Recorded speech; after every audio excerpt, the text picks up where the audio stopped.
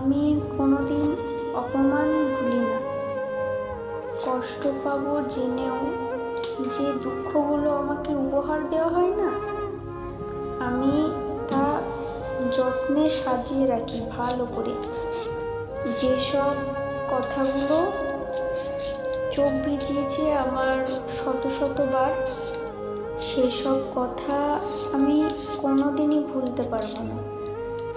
আমি চোখ মুছি বটে, কিন্তু মনের দাগগুলোকে অত সহজে মুছতে পারি না। যারা বা যে এরকম দুঃখগুলো দিচ্ছে না, উপরে মহান আল্লাহ তাআলা বলে কেউ আছেন, সে তো সব দেখতে পাচ্ছেন। খারাপ সময় কারো চিরদিন থাকে না। আমি এটা মনে করি আমার আল্লাহ জবাবটা ঠিক সময় মতো দেবেন।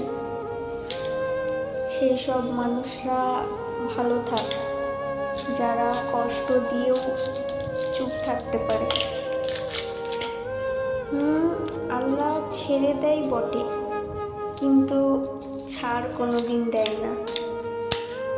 ধৈর্য ধরে থাকি, শান্ত হয়ে থাকি। আমার আল্লাহ সব দেখছেন, তিনি একদিন সব বিচার করবে।